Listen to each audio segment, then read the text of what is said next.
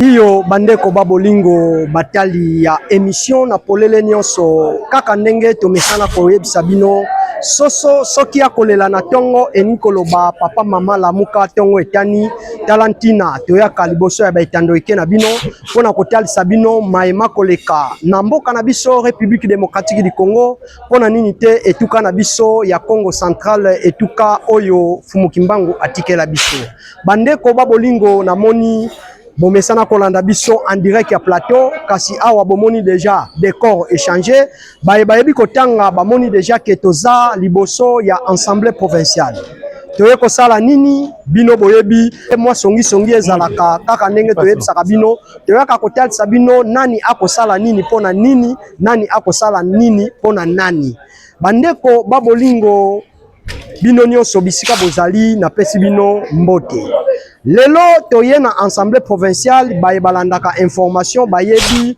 mbilinga ezalaki pamba te session eutaki koleka esengelaki bavanda mekasi banda réhabilitation ya mwana mboka honorable Papi Mantezolo oyo azali président ya assemblée provinciale bakisela lisusu fuma bangunza toyebi makambo eyaki kokota mbilinga par rapport ya arrêt ya cour constitutionnelle eyebaki ko réhabiliter kuna balobi ba réhabiliter kaka yemoko kuna balobi ke ba réhabiliter bureau na mobimba esalaki mbilinga mwana mboka honorable Papi Mantezolo lokola lukaka kimia ayebaki kokota recours na cour constitutionnelle wapinde bayebaki ko interpréter arrêt na ye pe balobi ye mokonde bayebaki ko réhabiliter bureau oyo esalaki na l'ancien président Nswami Mpaka basengelaki basala elongo na mwana mboka honorable Papi Mantezolo banda wana makambo eyebaki kozonga na kimia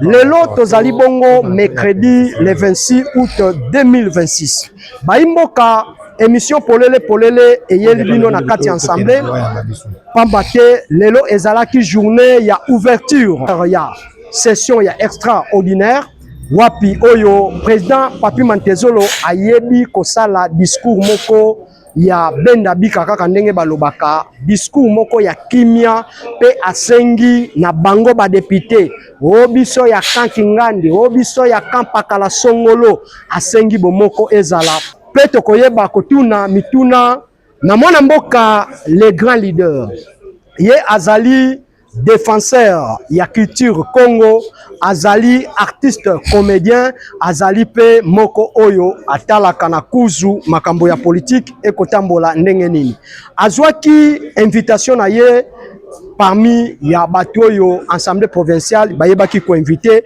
aya ko participer na plénière d'ouverture ya session extraordinaire na kopesa kombo na yete kasi bayebi bamona ye mwana mboka les grands leaders kota na yo tobeta mwa masolo par rapport kaka ndenge ezalaka mbote na yo mbote polele nom de polele ezalaki émission ya les grands maîtres Patrick Palata Derez mémoire kaka ndenge tolobaka na cadre ya ko immortaliser mémoire na ye mwana na ye élève na ye asala émission na polele nyonso donc oyo ezali na polele nyonso bino baye boyebi kombo na yete pamba te apesaki biso vrai kombo na ye oyo famille ebotela ye toyambi bongo mwana mboka Freddy Ngiller Makonda de son vrai nom bakisela ye mama Congo central et obakisi lisusu kaka ne mwanda nsemi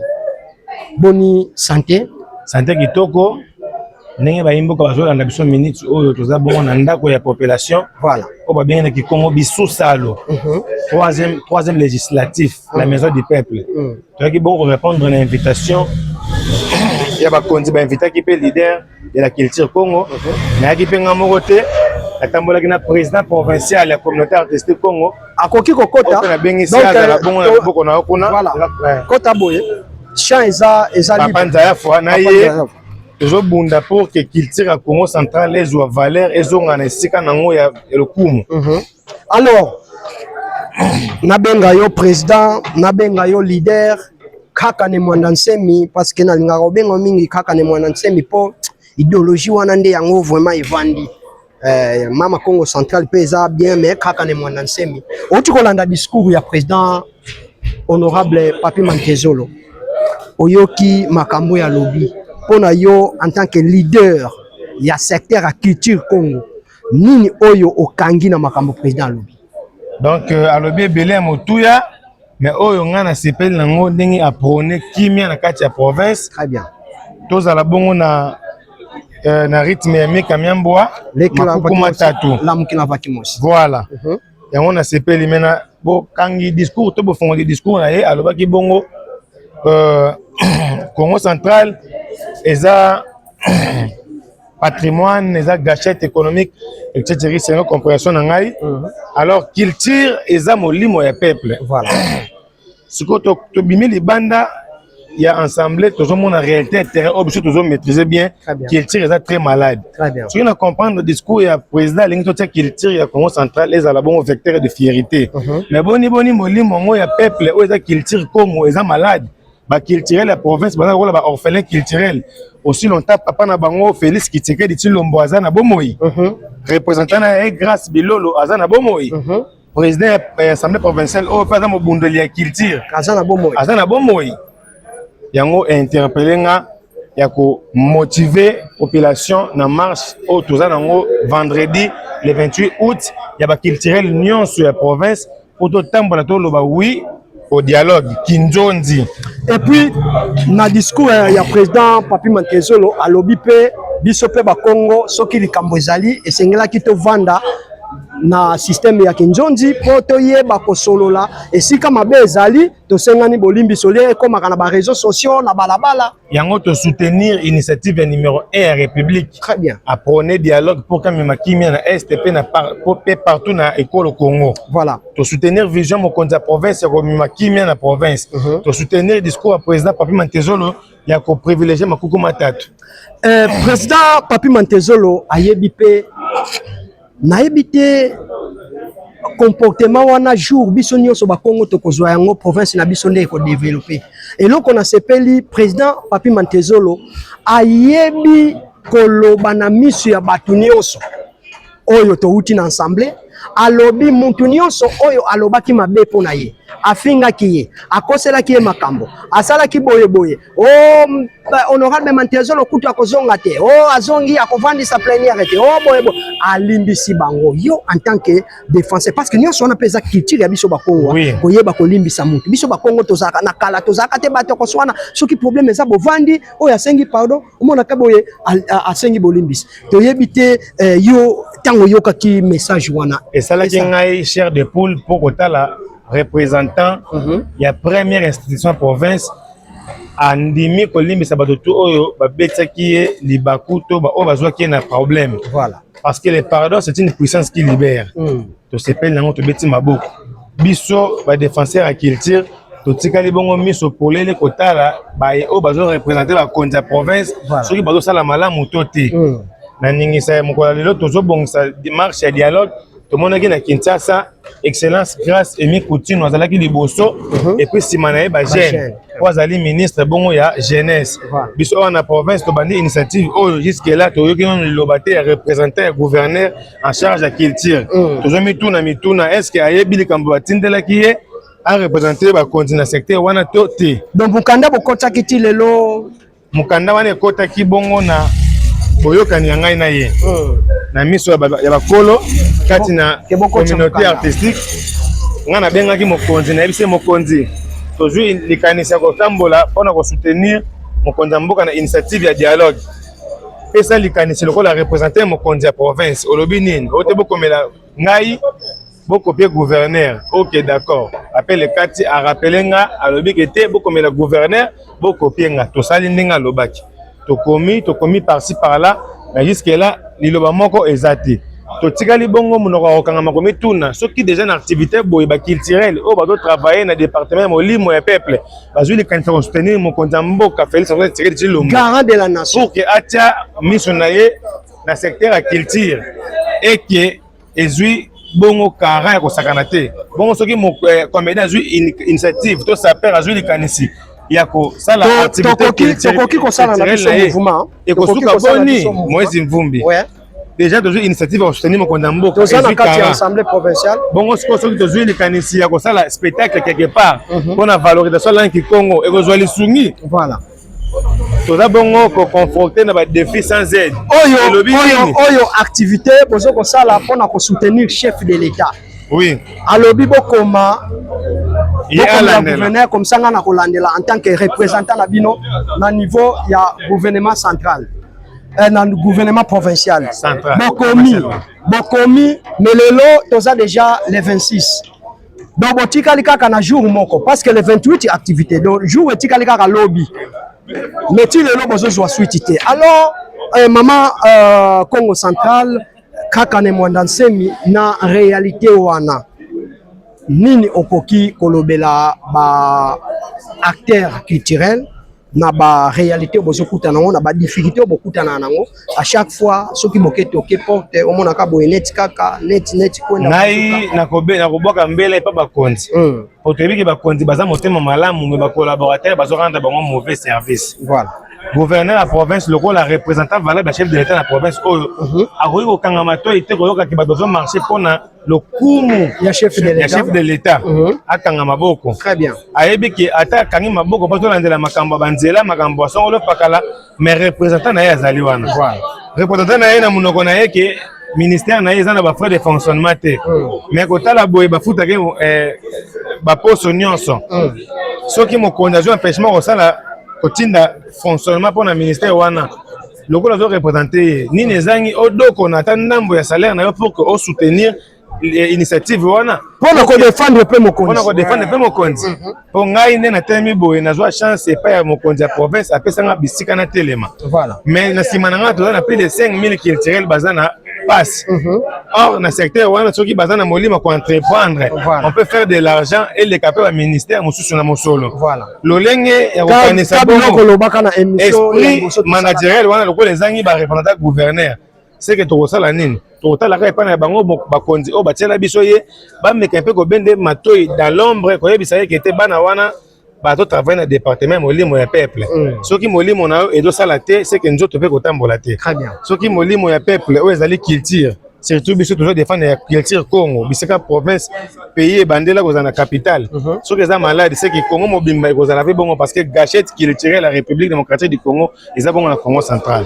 Merci Mama Congo central leader azali mutu oyo azwaki initiative ya kosala structure babengi communauté artistique Congo.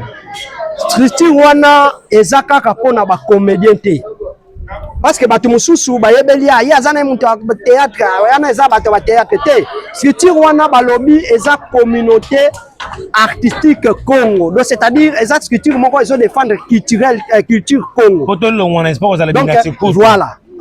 Ezalaki beaucoup plus excusez moi si vous on va dépendre beaucoup plus na Kisasa. Voilà. Oh structure ba musicien mutu no va na Kisasa. Leader comédien leader na kin.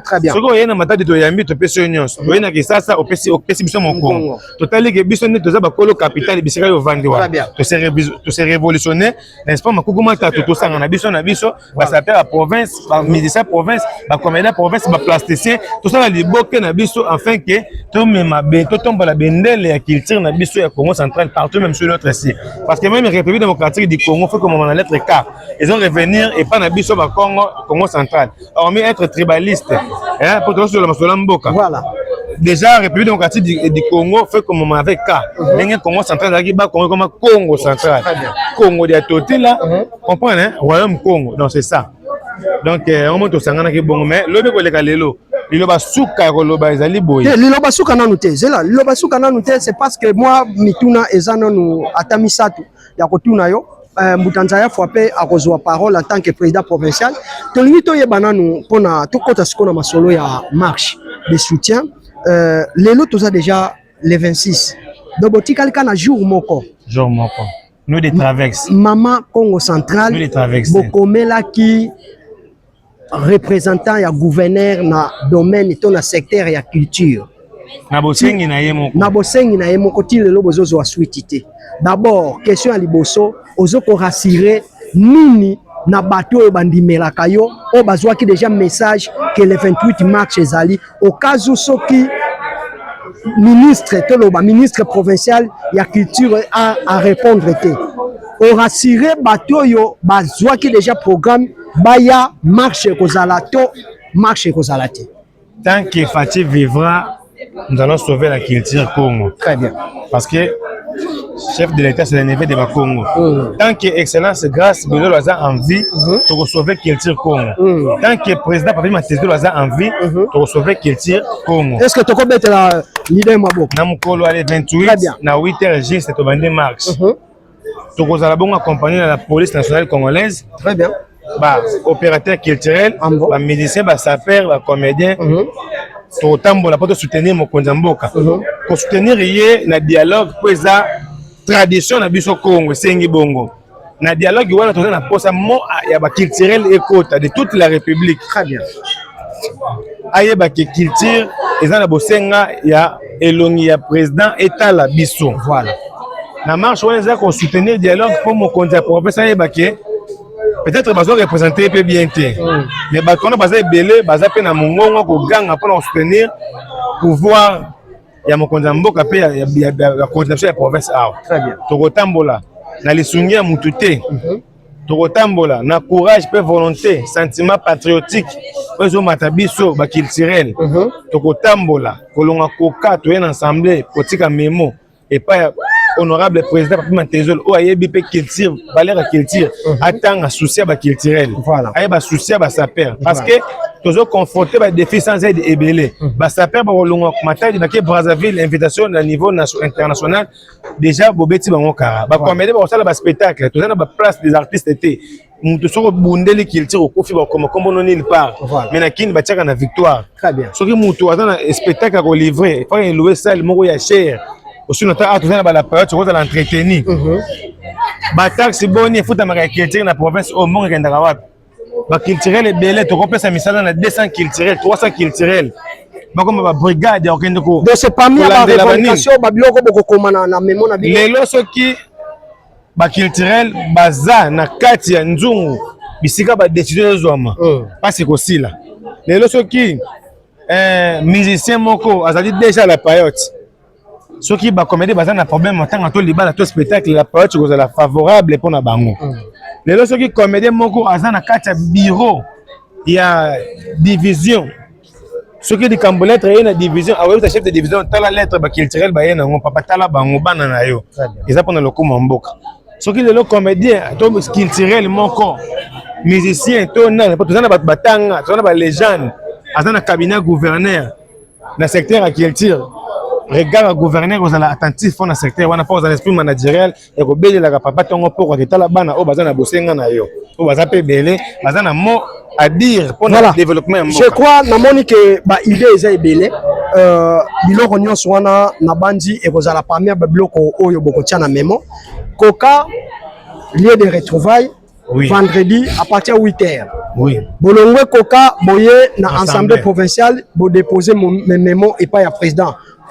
Honorable Papi Matezolo après assemblée provinciale bozongi Koka to petit pas représentant chef de l'état le gouverneur des provinces pour tirer les mémo botikele les mémo aye ba que to marché pendant le coup ya moto est représenté la province. Voilà donc point de chute kozala gouvernorat après gouvernorat kandenka ezala ko bunda na komela mai de ndenka yo ezala déjà au mikaba makoki ezati onyo sozwaka ba artiste quand même au défendre culture mais gouverneur des provinces peut sanga musala très bien mais musala wana na zwa salaire divisé par 10 na au ministre culture azwaka mais ngana lobi ke le rôle na bi passe bandeko na ngami vona sacrifier ata 10 mois salaire na poto marché pendant on est chef de l'état pour bitumba wana eza histoire to léguer par la génération future. Voilà ministre na côté na lobi ke tenga 10 mois na salaire na garda ngo fona tonga ndako na boma so pouvoir esili kaka ba etali bango wana.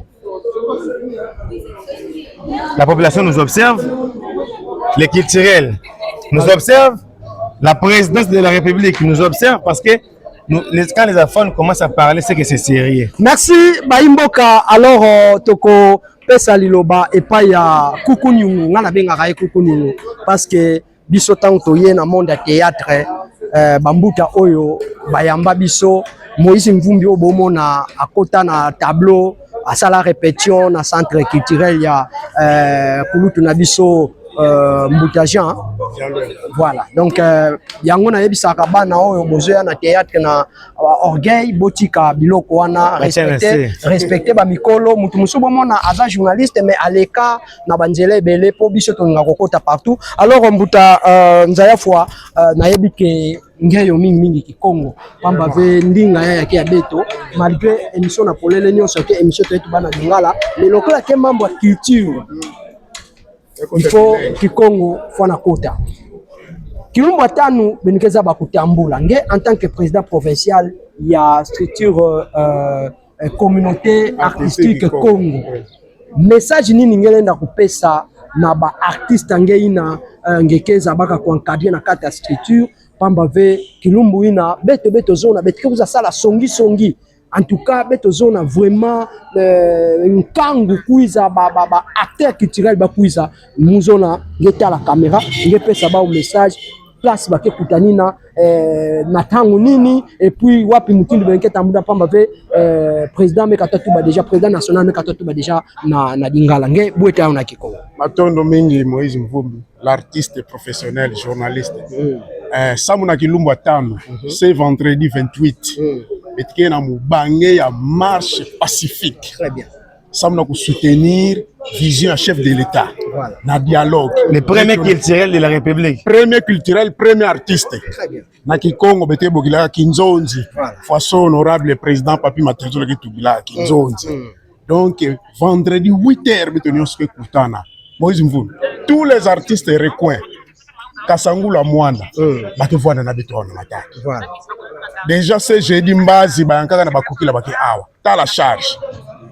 Donc beno leki sabau beno mambo nyonso bakwenda bavuduka tubilange bakunwa soutien mon sive betune bakaka lo saduso nyonso ya président national na fiu manani nange bakaka ya salaire tellement libongisaka déjà projet yango metuba il faut ya salama ametu bape kisengo lenda kubwa ve vraiment que ça vous avez parce que défenseur ya artiste défenseur ya culture ya Congo central le 8h betke vana inde fanfare ke vuanda bambunda ke vuanda mambo nyonso ke prénom même la police même autorité yanga ba ke sutuka quelle organisation très bien donc bete banda vana bazolenza beto trop bato ina ti awa na assemblée provinciale betu me pesa beto kidilu na président assemblée yina ke vona comme représentant ba député provincial voilà betu me kamanisa betu me luta na mairie yani daka fuma mbanza matadi ani zaba pena keno nkangwa nike artiste nani tusa betumesa sotoni nandi inde betu kwa manisina na fumo kizunga très bien kuna na ville vana betumeka manisa vana betume monteti na rond-point Belvedere vana ko betu kwa na futilia matono na artiste nyonso ina meka tu à gauche droite tout ça maza ina kipoto ina beto bongisaka betumasa kunwa Yelutsa kwa beto di arrive po ya beto mo se bongisa beto so mesala kumukimbangu kesa kumuna déjà ni kana beto kaka ni mwanda et puis vana lere que vutu la dia ka baina meka tuka de gauche à droite ikasangula mwanda mwa nyongo kele na bafuma beto ke tala beto na culture nyonso vange sala ngena tala tete fumu ya kizunga mengenge ke défenseur nani gele na sala kwa na propre poche nge sana ku défendre couleur nani mais ngenge zone ya katoka kaka nyonso kuna modendu président national metuba ame pesa ndi place kisika na Papi Matenzo amtoa on biga culture na vie faut me soutenir yao ani vingila avec de gauche à droite mais la propre poche nani mosa na salaire nani pourquoi pas nge donc mambo en tout cas nyonso que tous les artistes on a kozabisa beno 8h d'ailleurs bubu yayi etika na dernière réunion à close ya ba artiste nyonso ya préparatif nyonso vendredi beto nyonso 8h activité que les marches pacifiques pardon ça va soutenir fumu wa inti chef de l'état Fati Beton. Voilà. Merci. Dialogue. Merci alors au président Beto Mani Sanangé. kana liambo ya nchuka peut-être question mu façon comme muketuba donc na tuna kio mutuna wana te mais problème yango zaki na ngona mutu ezaki message obongisa ki po olobela bazoko landa ba artiste oyo bazaka toujours na sima na yo pe même ba o bazaka na sima na te bitumba ozoko bunda eza bitumba famille na te eza ya mwasi na te eza ya mwana na te mais eza bitumba ya bango ba artiste pe sa bango message. Voilà. Le basuka na kolobeza ba artiste ba culturel à Congo central to perdre espoir te. Les orphelins culturels que vous voyez aujourd'hui, vous ne les verrez plus jamais. Tant que Fatih vivra, tant que nos autorités de la province sont actifs et ils sont tous en vie, nous allons nous battre jusqu'à la moelle épinière afin que les choses changent. Mais beaucoup de Sabino, vendredi, nous n'aurons pas à Kokato, nous en vita. Tout tamboula, tout soutenir l'initiative de dialogue pour le chef de l'État comprendre que la première province de la République, il tire l'amour qui prend un dialogue. Le problème là, c'est que nous sommes confrontés à la négligence, à la déficience aide. Donc l'apparence est bonne, mais rien ne marche. Je dis que nous avons un dialogue où le solo peut tire le robot à parce que avant, là, il y a un autre bilan, molimo ya peuple congolais est en maladie parce que culturel va négligé. Nous sommes les orphelins culturels pendant que notre papa est en vie, notre papa est vivant. C'est anormal. Nous allons marcher et les jours à venir, les choses vont changer. Merci. Nous croyons fermement. Merci. Bandeko Babolingo Nabandi Oyo ezalaki liloba ya suka ya les grands leaders Mama Congo central autrement appelé Krakane Mwandansemi Oyo Mikoloyo ozomona kaka do soko pesi mu Congo ozoyoka ye azoloba na video okoloba ke wana kaka moto aloba parce que azo imiter bien toyeba ko soutenir moto aboye eza flatérité ya flatérité boyebi Moïse Mvumbi tango nyonso azalaka soki akoti likambo azwaka na ba intérêt atiaka leka atalaka objectif parce que bitumba mwana mobalo azobunda biso ba eto bundango pona presse ya Congo central ngana zaka mama révolutionniste parce que tango na tala batu bazo lenga ba acteur politique na biso ba responsable ya province na biso bata mususu mona ke journaliste moko boye aza ata na organité mais so ba yoka uti Kinshasa omona boye bazo lengela mais yo oleke na impact oleke na musala bazo négliger biloko wana na yeba te zakanini. En tout cas chères autorités, moi je crois que tokota na idéologie ngana lobaki ngona na émission passée to sala kinaye biso ba etozo ko accompagner gouverneur ezaka kate oh son excellence je vous aime oh ba français non quelque part tokota na kata vision na ye département nyonso zali yeba ko mema libanga oyo ekotonga ndako ya gouverneur za nini mandat na ye esi avec succès mandat na ye esika batiaki yo oza conseiller oza ministre na secteur na yo yeba ko soutenir gouverneur tango batu bazoko ya bazala pe na moi idéologie moko bien ya koyeba koyebisa bango soki difficulté ezali répondre bango bengisa bango ke abandeko na monaki mukanda bokomaki mais en tout cas ces derniers temps moi bolimbisi mais oyo bosombata paquet ya au pire ezalaka nango omona pe batu ba comprendre que considérer bango soki obengi bango o répondre bango na ndenge bakomaki ekosala malamu mais soki otali yango kaka bongo bakomona ngo penete eza sabotage. Je crois que eza eloko moko ya malamu. Alors bandeko babolingo na lobaki toyaki na assemblée pona ouverture ya session tokotika bino bolanda discours ya le président Papi Mantezolo bakisela lisusu fuma bangunza boyoka lolenge kani alobi discours moko ndenge balobaka na lokota lifalansa un discours vraiment misplé eza discours moko vraiment soki biso nyonso bisika ozali ototiango en pratique na bandi province na biso ba nyamu tozokomona ekozala lisusu te. C'est parce que toza batu esika batu bazalaka problème ezangaka te mais na bosengi ya président Papi Mantezolo soki tosaleli yango to mettre en pratique tokobanda kozalaka batu pe baba no comprendre que tona ba problème na biso mais moi bato libanda baye bango ezate. Voilà, merci beaucoup na mwana mboka ingénieur GFT Mbui Oazaki na sima caméra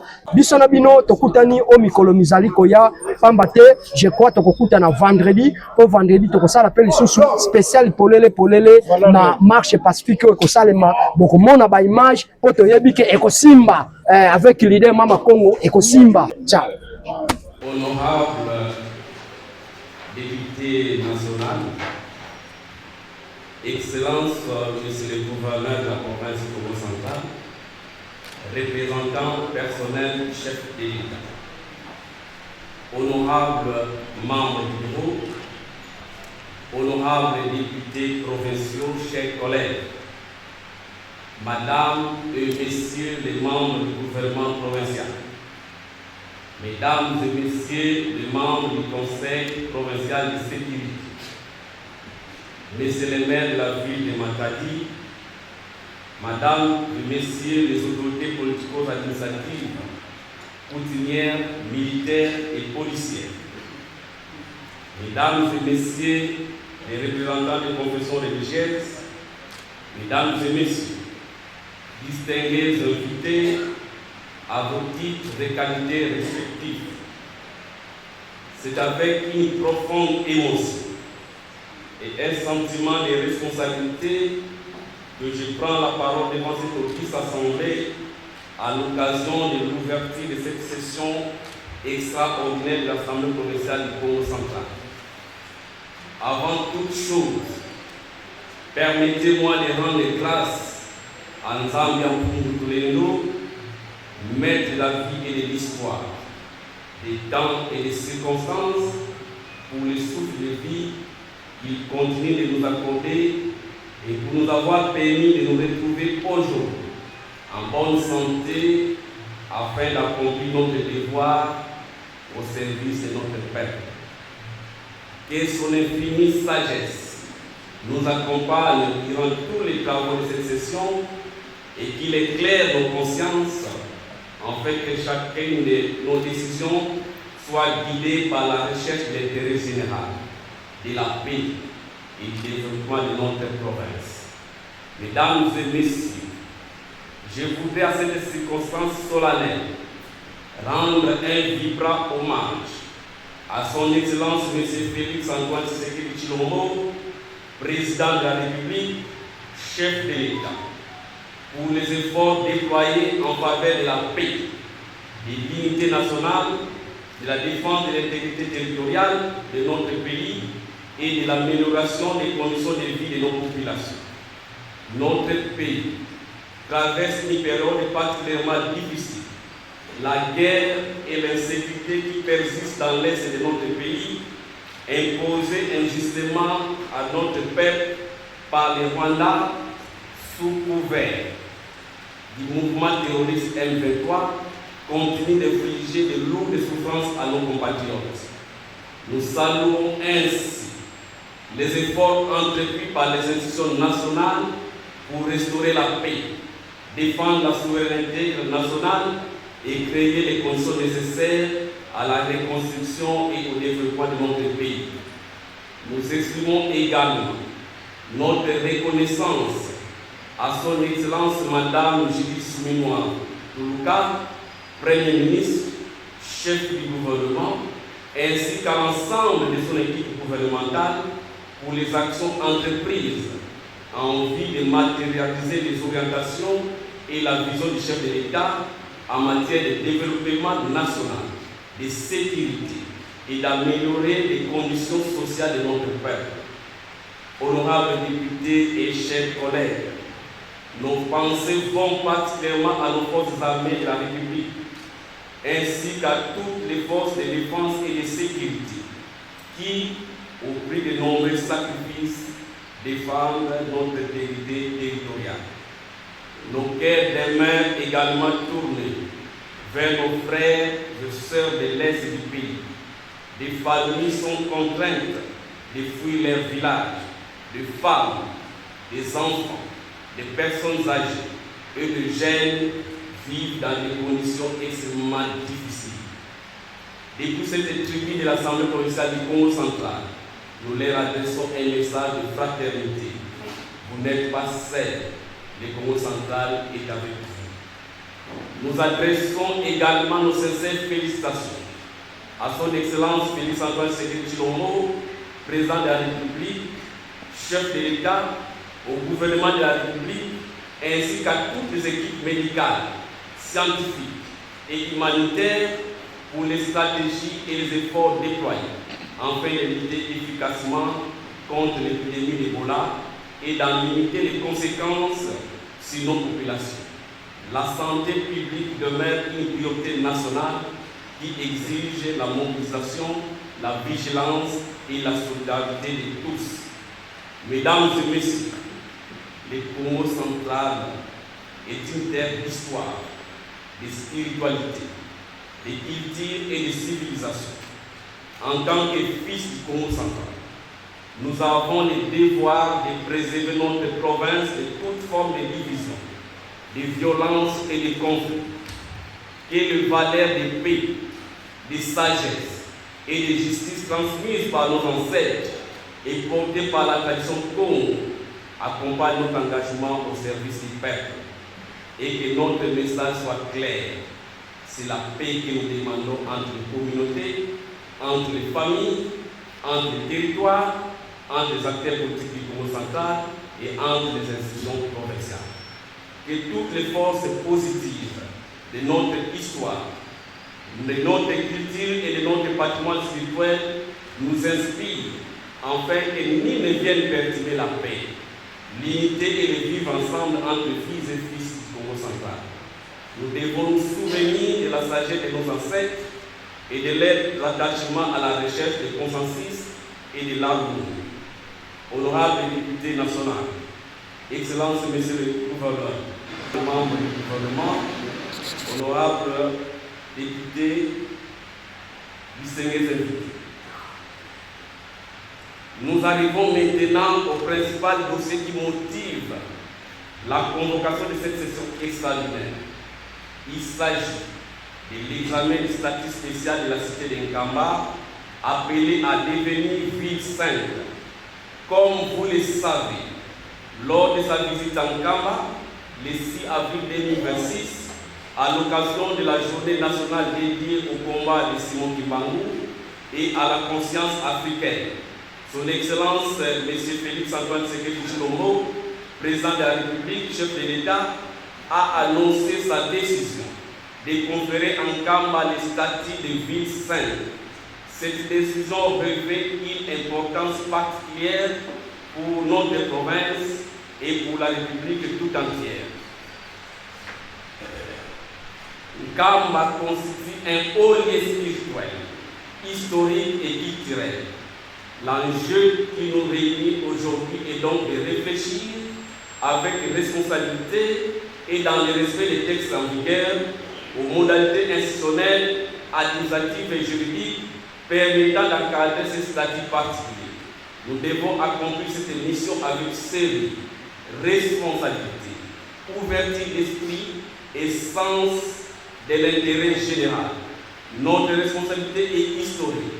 Nous devons laisser derrière nous un travail de qualité, respecter les lois de la République et les aspirations légitimes de notre population.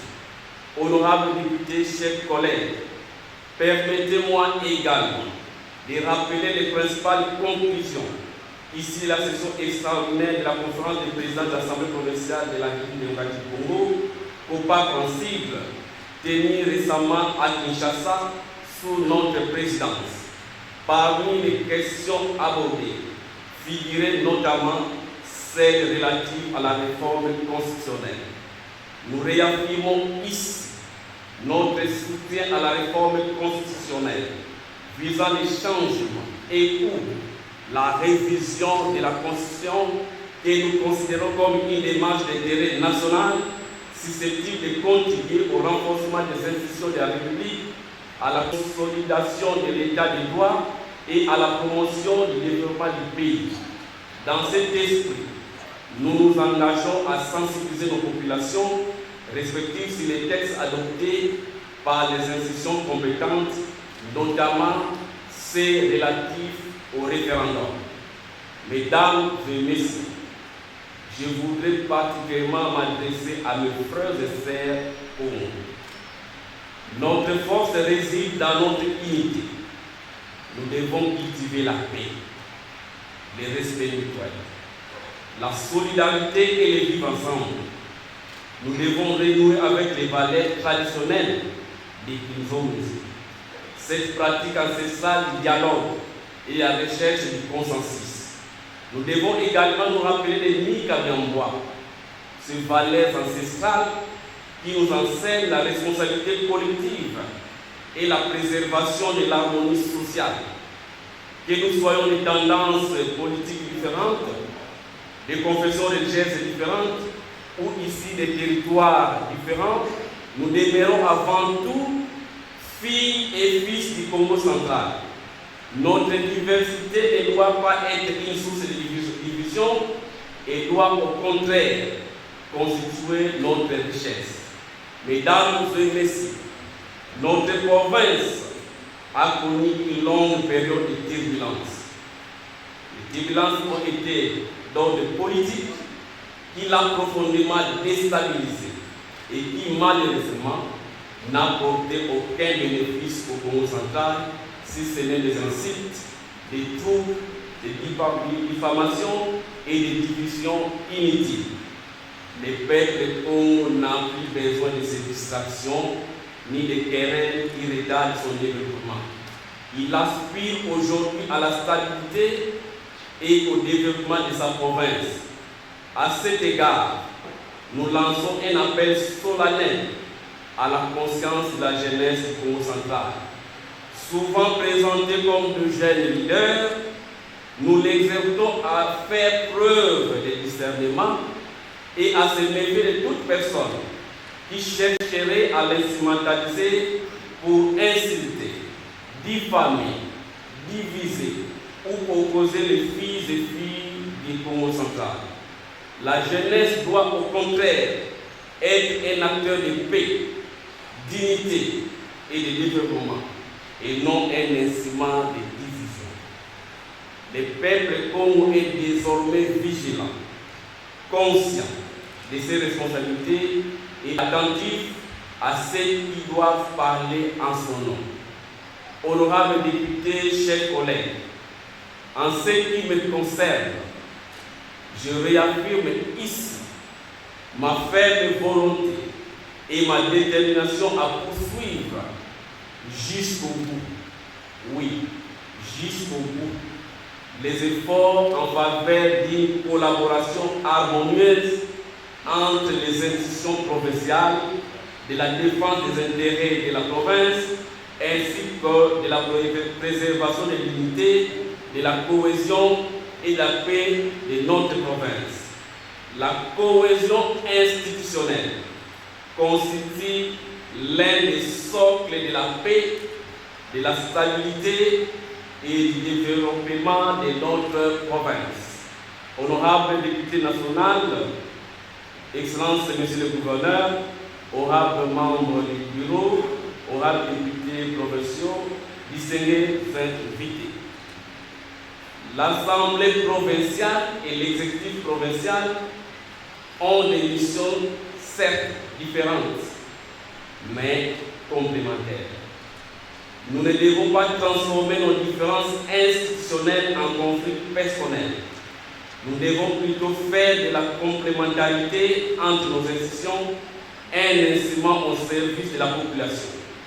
Dans cet esprit que je me vais féliciter Son Excellence, Monsieur le Gouverneur de province, Grace Kwanga Maswani Lolo, ainsi que les membres de son gouvernement pour les différentes actions de développement engagées à travers la province.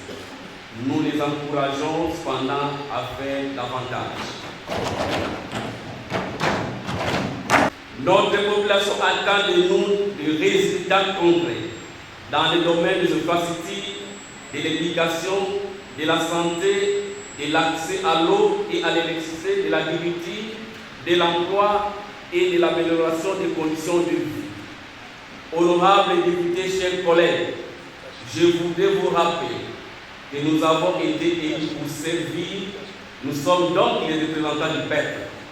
Notre mandat n'est pas un privilège personnel, c'est une responsabilité. Je vous invite donc à placer l'intérêt du peuple au-dessus des intérêts personnels. Écoutons nos électeurs, portons leurs préoccupations, défendons leurs intérêts, contrôlons l'action du gouvernement provincial avec objectivité. Légiférons dans l'intérêt général. Nous devons également nous abstenir de toute influence extérieure susceptible de déstabiliser notre province, de fragiliser nos institutions ou de diviser les filles pauvres. Nous devons rester concentrés sur l'essentiel, le peuple, la province et la République. Notre peuple nous jugera à travers nos actes. Mesdames et messieurs, le Congo central possède d'immenses potentialités. Notre province dispose d'une position géostratégique, d'un patrimoine historique et culturel exceptionnel, des ressources naturelles, d'infrastructures portières et énergétiques, ainsi que d'un potentiel agricole, minier, touristique et économique considérable. Notre devoir est de les transformer en opportunités pour notre population. Nous devons bâtir une province dynamique, prospère et solidaire où nos enfants pourront vivre, étudier, travailler et entreprendre dans la dignité tout en ayant des réelles perspectives d'avenir. Honorable député national, Excellence Monsieur le Gouverneur, honorable membre du bureau, honorable député provinciaux, chers collègues, mesdames et messieurs, avant de clore mon propos, je voudrais adresser un message personnel de paix et de réconciliation à toutes celles et tous ceux qui, à un moment ou à un autre, ont pu me causer du tort, me calomnier, m'insulter, me diaboliser ou tenir à mon endroit, ainsi qu'à l'endroit de mon entourage, des propos ou des accusations injustes. Je vais dire aujourd'hui, en tant que grand Gunza, je vous pardonne.